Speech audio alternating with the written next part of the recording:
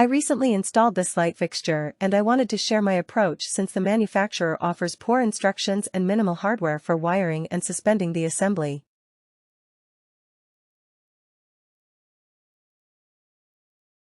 After opening the box, the mounting bracket and metal base of the fixture are visible. The pendants are packed in styrofoam at the bottom of the box.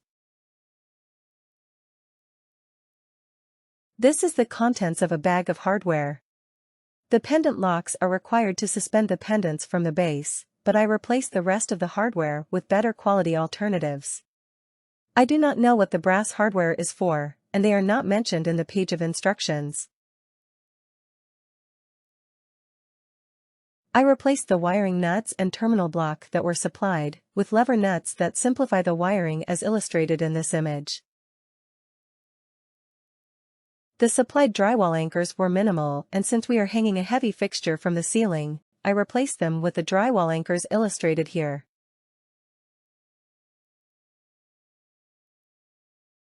The pendant locks are illustrated here. The black plastic piece to the right of the threaded metal piece is twisted to tighten the hold on the pendant wiring. 8 of these are mounted in the 8 holes on the perimeter of the base. This illustrates the location where the pendant locks are to be mounted. The black plastic pieces of the locks will be visible on the outside of the base. The circular plate on the mounting bracket is used to attach the bracket to the wiring box in the ceiling. After attaching the bracket to the ceiling, use a pen to mark the positions of the drywall anchors as illustrated here. The bracket will then have to be removed so that holes can be drilled for the drywall anchors and the anchors can then be inserted into the holes. After inserting the drywall anchors into the ceiling, the bracket will need to be reattached to the wiring box and the anchor screws inserted into the anchors.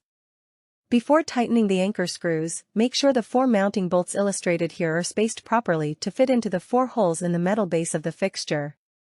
After all the bolts are tightened, test the alignment of the mounting bolts to the mounting holes before proceeding to the next step. I created 4 hangers from metal coat hangers to give me a means of temporarily hanging the fixture.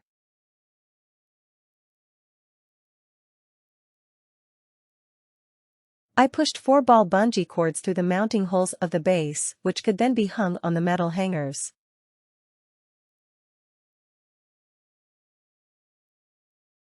This temporary suspension provides room to connect the wiring while at the same time adjusting the length of the pendant wiring.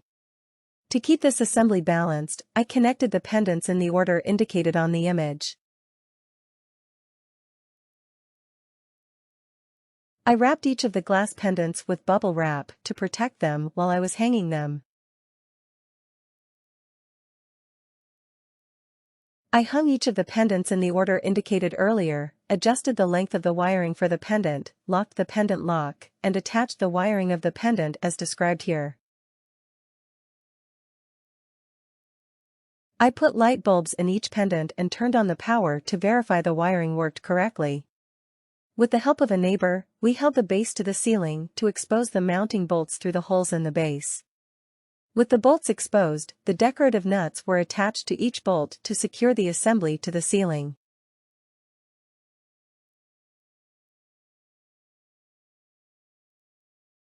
The manufacturer did a terrible job of documenting the procedure for installing this fixture. The heavy pendants are hardwired to the electrical cord, which means they must be hung and wired while supporting all that weight. In the other designs I have installed, attaching the pendants is the last step after the assembly is wired and attached to the ceiling. The hardware supplied with the assembly is minimal quality, which I chose to replace with my own hardware. Finally, despite the difficulty of installing this fixture, I believe the effort was worth it because of how attractive it is. That is the reason I made this video, so that other people can enjoy owning this fixture while at the same time being prepared for the difficulty of installing it.